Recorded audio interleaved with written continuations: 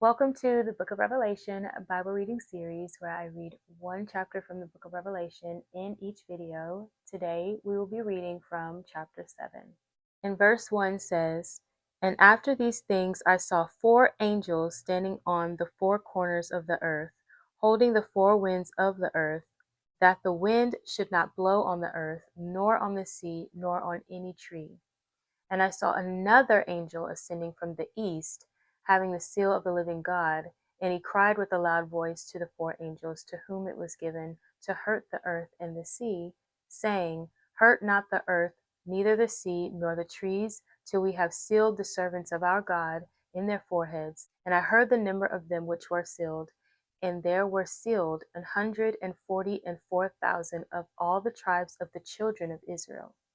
Of the tribe of Judah were sealed 12,000. Of the tribe of Reuben were sealed 12,000. Of the tribe of Gad were sealed 12,000.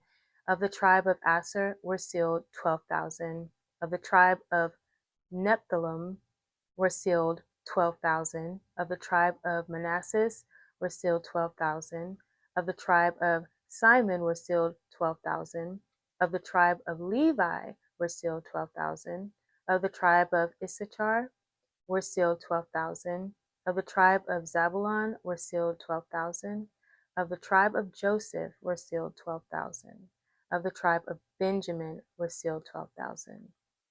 After this I beheld, and lo, a great multitude, which no man could number, of all nations and kindreds and people and tongues, stood before the throne and before the Lamb, clothed with white robes and palms in their hands, and cried with a loud voice, saying, Salvation to our God, which sitteth upon the throne, and unto the Lamb.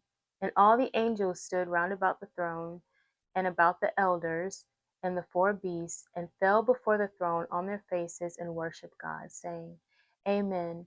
Blessing and glory and wisdom and thanksgiving and honor and power and might be unto our God forever and ever. Amen.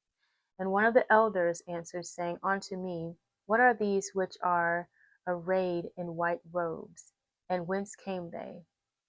And I said unto him, Sir, thou knowest. And he said to me, These are they which came out of great tribulation, and have washed their robes, and made them white in the blood of the Lamb. Therefore are they before the throne of God, and serve him day and night in his temple, and he that sitteth on the throne shall dwell among them. They shall hunger no more, neither thirst any more, neither shall the sun light on them, nor any heat. For the Lamb which is in the midst of the throne shall feed them, and shall lead them unto living fountains of waters. And God shall wipe away all tears from their eyes. So now I'm going to give my thoughts on what I read in chapter 7. And the first thing that stood out to me was when it was saying with the four angels standing on the four corners of the earth. It made me think of the debate whether the earth is flat or not. I found it interesting that the authors have said previously in certain parts of the book that we should take the word at face value and literally, but people are scared to say whether they believe in the earth being flat because of the mention of the four corners. I don't know, but for me, I've been humbled a lot, and I don't like to discredit things. Just the older I get and the deeper that I've gone, because certain things that God reveals, it could be beyond our understanding, or what we find is with the theories of science in our modern world, with worldly knowledge, especially like when it's not another reference given, to dispute that. I don't know. That's just me. But anyway, moving on. The next thing was that, the angels, the four angels, they were given to hurt the earth and the sea, but not before, the 144,000 were sealed of God in their foreheads. I like that the authors referenced with the sealing of the forehead in Ezekiel 9:3-5. They are trying to give an explanation of what that sealing could mean. And it says, beginning at verse 3, Now the glory of the God of Israel had gone up from the cherub where it had been to the threshold of the temple. And he called to the man clothed with linen, who had the writer's inkhorn at his side. And the Lord said to him, Go through the midst of the city, through the midst of Jerusalem, and put a mark on their foreheads of the men who sigh and cry out over all the abominations that are done within it. To the others he said in my hearing, go after him through the city and kill. Do not let your eye spare nor have any pity. It talks about, those who were set apart, in that context. So yeah, I remembered that before, but I didn't have the reference. So I appreciated that. And I like also that they explain why would anyone want to harm them. And he was saying that they're sealed for protection, and that the reason why, anyone would want to harm those who were sealed was because they will stand apart from all others in their dedication to righteousness and purity. They will be living examples of the failure of the world's moral code. People will hate them because they will represent everything that is wrong with their own lives. And it also gave a reference to John 15, 18 through 19, when it talks about that people in the world who belong to God will be hated. And just know that, Jesus was hated before them. It says, if they were of the world would love them. And it says, but God chose them out of the world, therefore the world hates them. And so I haven't, ever really dug into Revelation, and I kind of made that known as well. But from what I'm reading, I do believe that they are Jews, from the tribes of the children of Israel, especially them being named, the tribes being named. And after it talks about the descendants from those tribes who are sealed, it goes on to talk about the great multitude, which no one could number, of all nations and kindreds and people and tongues, standing before the throne and before the Lamb, clothed with white robes and palms in their hands. And they were crying with a loud voice, saying, salvation to our God, which sitteth upon the throne, and unto the Lamb. And then, all the angels stood round about the throne and about the elders and the four beasts, and fell before the throne on their faces and worshipped God, saying, Amen. Blessing and glory and wisdom and thanksgiving and honor and power and might be unto our God forever and ever. Amen. And then I like that one of the elders answers, saying unto me, what are these which are arrayed in white robes, and whence came they? And then John saying, Sir, thou knowest. And then it's the elder answer, these are they which came out of great tribulation, and have washed their robes and made them white in the blood of the Lamb.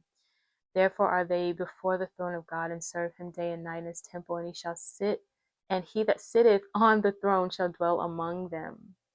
And then it says, they shall hunger no more, neither thirst any more, neither shall the sun light on them, nor any heat. For the Lamb which is in the midst of the throne shall feed them, and shall lead them unto living fountains of waters, and God shall wipe away all the tears from their eyes. To me, that's just beautiful, because knowing what, those who were in the tribulation, who will be in the tribulation, what they will face, just with the indication of what we read in the last chapter, from the seals, and all the destruction that we read about, that God will be in the midst of them personally. And then Jesus in the midst of the throne shall feed them, and shall lead them unto living fountains of waters, and God shall wipe away all tears from their eyes. Just after, again, all that they endured, I thought that was beautiful.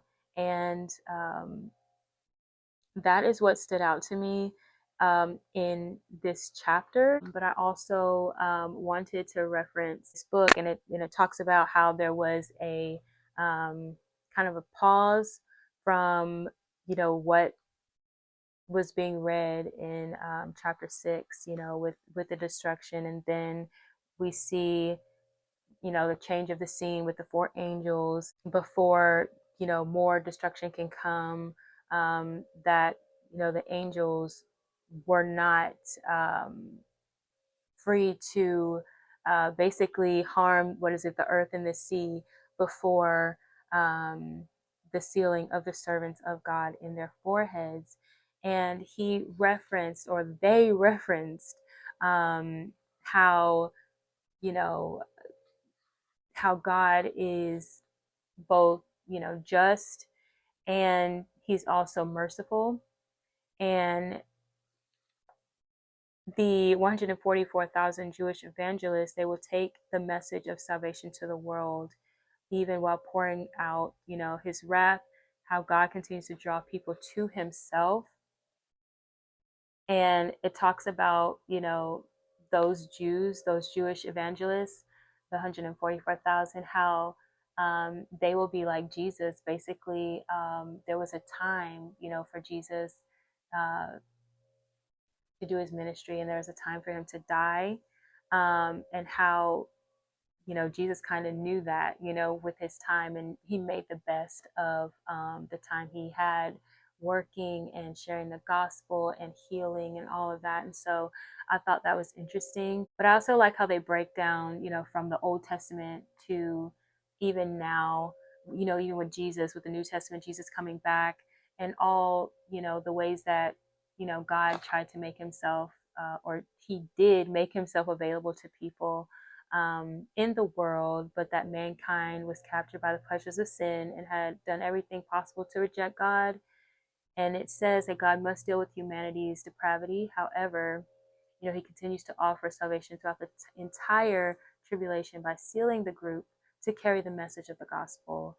And then also, the replacement theology of those who believe that the church has taken Israel's place, but he gives a lot of references to Jesus's, everlasting covenant with them, and some of the prophecies that were fulfilled, even from Ezekiel when it comes to Israel. So for me, it's cool to know that information and to know about, the different interpretations and the background. So I don't necessarily think that you have to get the book to understand Revelation. I feel like, the Spirit of God can give you that revelation, but I just find it, more rich. So those are my thoughts on chapter 7. I just wanted to piggyback off of what, the author was saying about, God being just and merciful, and this was a nice break from what I was reading before,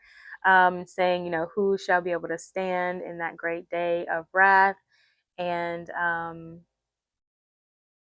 yeah, just giving more indication into how God's always working, and bringing the message and bringing hope to those who would receive the message and the truth.